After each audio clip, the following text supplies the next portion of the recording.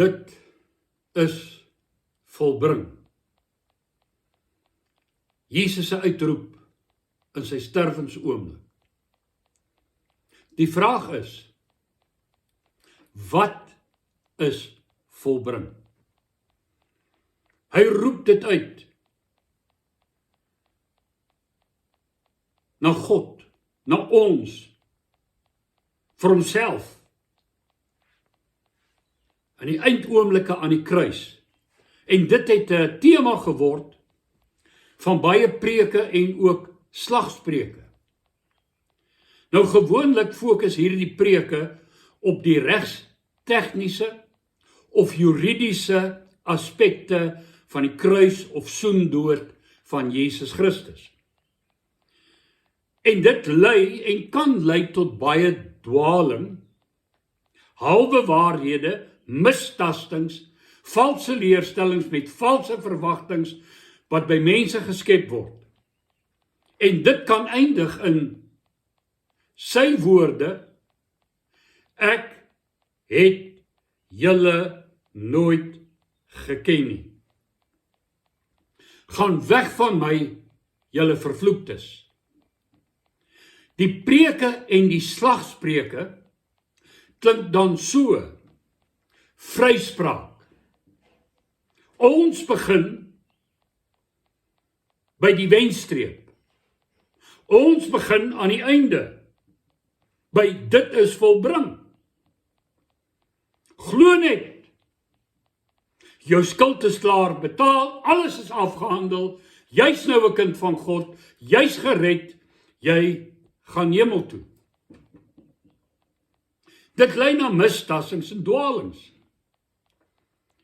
Mistassings soos wat Paulus in Romeine 6:15 uitwys. Wat beteken dit, vra hy? Kan ons nou maar sonde doen? Omdat ons nie onder die wet van Moses staan nie, maar onder die genade. Beslis nie. Met vers 18 beklemtoon Paulus: ons dank God dat julle van die sonde vrygemaak is. Nie vergewe is nie, vrygemaak. En slawe van God geword het wat sy wil doen. Ons is nou vry van die slawerny van sonde, beklemtoon Paulus, en nou vrywillige diensknegte of slawe van God. Nou misverstand oor dit wat volbring is, leer dat jy kan leef soos jy wil. Jy moet net glo. Daar is hulle wat vertel, almal in alle godsdienste is gered. Hulle weet dit nog net nie. Party sê selfs die duiwel en die bose geeste en die ateëste, die demone, almal is gered. Hulle weet dit nog net nie. Die wat nie nou ingelig word nie, sal uitvind as hulle aan die ander kant kom. Nou die verskriklike gevolge van so 'n teologie is dat jy kan dink jou sonde is vergewe en dit is nie vergewe nie. Jy kan dink jy's gered terwyl jy eintlik verlore is. Jy dink jy's op pad hemel toe, maar eintlik is jy op pad na die ewige verdoemenis. Jy sien, dwaalleer bring jou altyd onder 'n vals indruk. Skep verkeerde verwagtinge. Laat jou in die donker rondtas. Of laat jou met onsekerheid. En is altyd demonies van oorsprong en laat jou verlore gaan.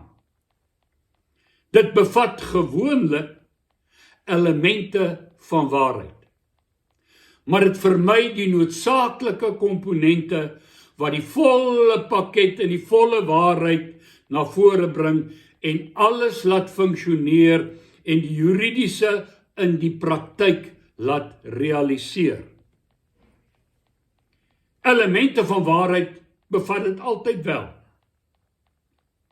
maar 'n element van die waarheid.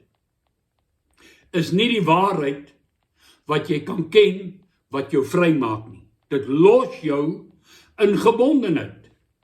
Dit laat jou dink, as jy godsdienstig is, ek is okay. Jy sien, 'n motor kan volmaak vervaardig wees. Padwaardig. Jy kan hom loop en hom bekyk. Jy kan mense vertel van hom. Jy kan gereeld na hom gaan loer en om hom stap, daar waar hy staan in die verkoopsentrum op die vloer, en 'n mooi blink, jy kan selfs in hom klim. In hom sit, geluide maak van brum, brum, brum, brum. Maar het gaan nêrens heen sonder brandstof nie. Gaan nêrens heen sonder 'n battery. En al het hy dit volmaak, as jy nie die sleutel draai om die aansitter te draai, om die motor aan te skakel en om in rad te sit en om te bestuur nie, gaan jy nog steeds nêrens heen. Behalwe huis toe na die tyd sonder hom. Jy moet hom aanskakel, ry, bestuur en op die pad hou. Daarom is dit uiters belangrik om te verstaan wat Jesus aan die kruis gedoen het. Wat beteken dit is volbring? En hoe dit wat volbring is, ons lewens moet inpak en 'n werklikheid word. Luister na Jesus se kruiswoorde.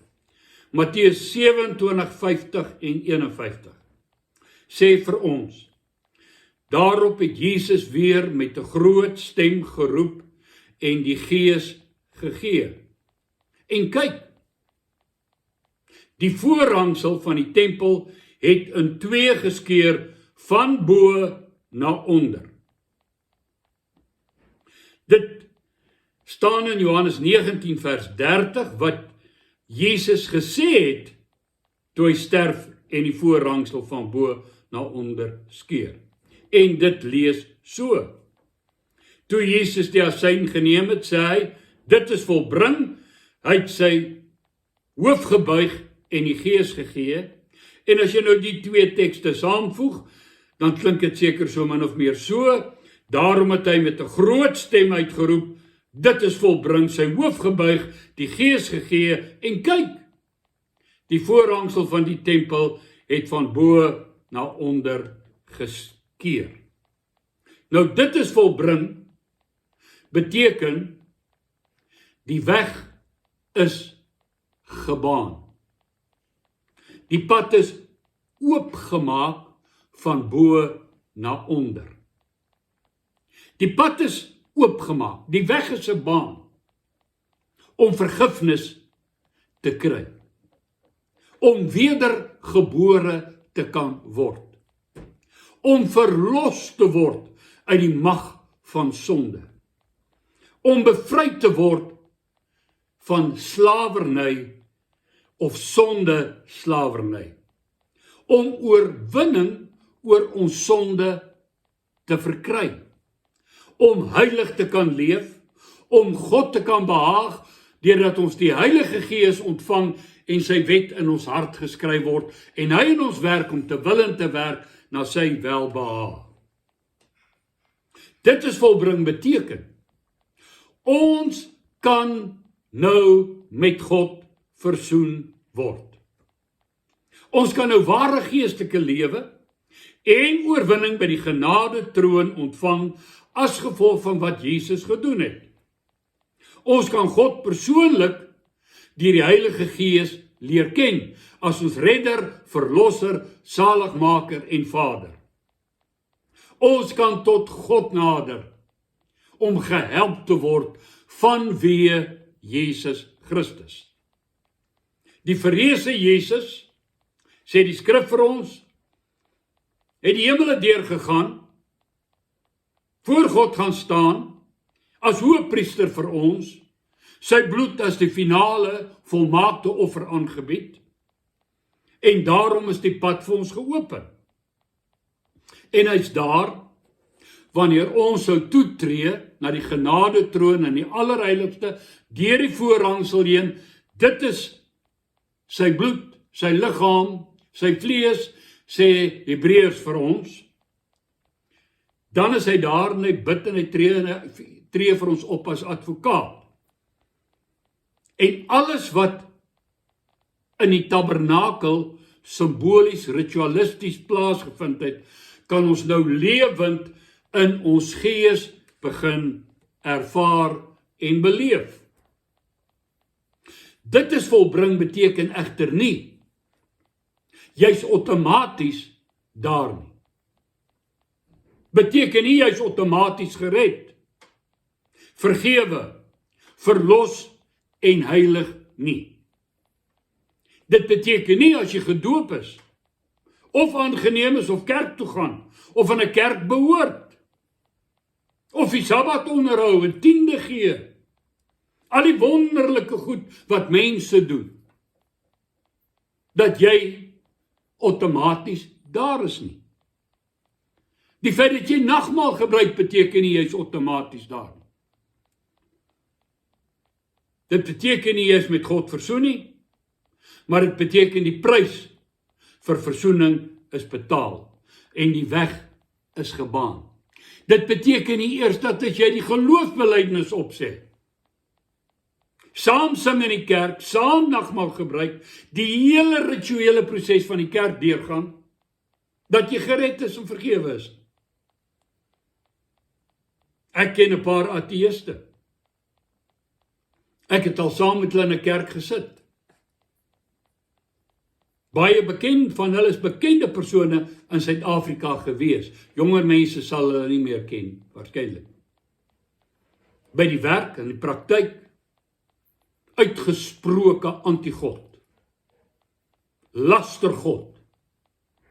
Dan kom hy by die begrafnis van 'n werknemer of 'n iemand, dan sien ek hulle gaan deur al die seremonies. As ons opstaan en die mense sê, ek glo in God die Vader, die Almagtige, dan gaan hulle saam. As die nagmaal bedien word, dan vat hulle ook 'n broodjie. Is hulle gered? Red daardie goed hulle? Nee.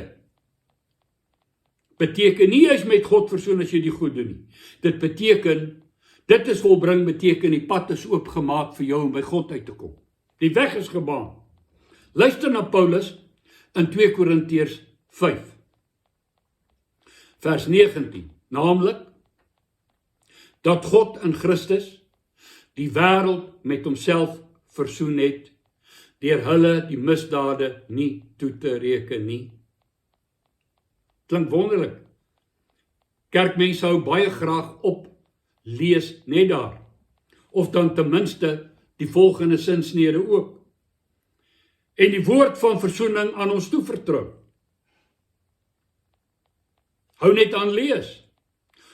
Ons tree dan op as gesandte om Christus ontwil, asof God deur ons vermaan. Ons bid julle om Christus ontwil. Laat julle met God versoen.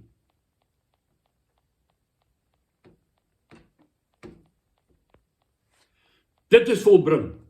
Beteken die prys wat vergifnis, redding, verlossing, regverdigmaking, heiligmaking, versoening met God moontlik maak, is betaal.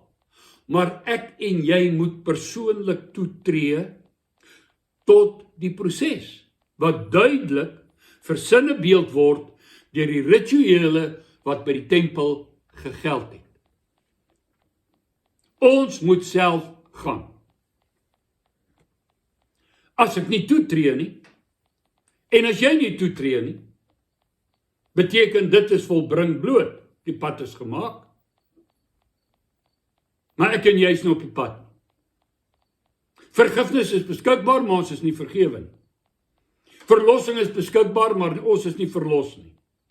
Ons leef maar net voort in ons sonde. Ons nader met ons lippe, maar ons harte is op 'n ander plek. Verhouding met God in Christus is moontlik en beskikbaar. Maar ons bly vreemdelinge in duister, sonder hoop en sonder God in hierdie wêreld. En as ons dan godsdienst bedryf, is dit dooie ritueel, tradisie, seremonie met geen impak en gevolge in ons lewe nie. Die pad is gemaak, die weg is gebaan. Ons moet die pad stap. Anders sit ons in die kerk en maak broem broem. Wah, wah. Geluide. Maar ons bly op een plek, omdat ons nooit die aansitter draai en die weg begin reis nie. Laat ons dan toetree tot die troon van genade, die versoendeksel in die heiligste deel van die tempel, maan die Hebreër skrywer. En hy waarsku dat as ons nie toetree nie, daar geen ander offer vir ons sondes beskikbaar is nie. Al wat oorbly is 'n verwagting van ewige oordeel oor jou en oor my. Hy skryf en sê, as hulle die wet van Moses verwerp het, is hulle met die dood gestraf. Hy sê, hoeveel te meer as ons hierdie nuwe verbond, die kruisdood, die genade, die bloed van Christus wat vir ons die pad maak na versoening en redding en verlossing minag. Hoeveel groter gaan die oordeel oor ons dan wees? Laat ons toetree, sodat ons op die regte tyd gehelp kan word. Volgende keer, so tree jy toe deur die voorhangsel. Baie dankie dat jy na my luister. Mooi loop, lekker bly. Mag die Here se genade in jou lewe vashou plek, reddende krag, volle wedergeboorte en lewe gee. In Jesus naam. Amen.